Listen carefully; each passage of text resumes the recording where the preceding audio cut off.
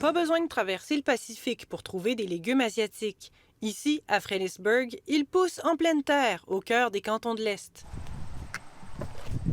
Dans les champs de Reason, on en cultive plusieurs dizaines de variétés. Certaines sont bien connues des Québécois, d'autres beaucoup moins. Alors, on est ici dans le champ de shiso rouge. C'est un basilic japonais qui goûte le cumin, la coriandre, la cannelle, l'anis. On peut le mettre dans les sushis, dans les rouleaux de printemps. On va goûter. Tu peux juste goûter un petit Merci. bout. OK, je vois, Plus c'est très parfumé. prononcé. Très prononcé. L'épinard de Malabar, c'est un épinard un peu comme une plante grasse. Il y a une texture mucilagineuse. Donc ici au Québec, on n'est pas nécessairement habitué à ces textures-là. Ça va ressembler à la texture de l'okra ou le gumbo. Donc tu sais, ça peut épaissir un ragoût, une sauce.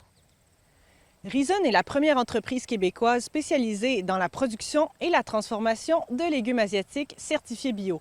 Ça permet de faire de belles découvertes, comme ce brocoli chinois. Certification bio, c'est depuis 2018, je crois. Puis depuis le début, on se spécialise en production de légumes asiatiques. Je suis née à Montréal. Mes parents sont d'origine chinoise de la région de Canton. La façon la plus concrète de contribuer à la souveraineté alimentaire, c'était de moi-même cultiver des légumes. Reason mise sur le circuit court. L'entreprise transforme elle-même une partie de ses récoltes et écoule ses produits dans les marchés locaux, comme ici, dans cette boutique située juste à côté des champs. On a beaucoup de clients qui viennent à la boutique en cherchant les produits, autant les produits frais que, par exemple, des fois des produits transformés aussi pour la cuisine de tous les jours. Ça pose vraiment la curiosité. En fait, il y a beaucoup de légumes, on va dire, je vais dire atypiques pour le Québec.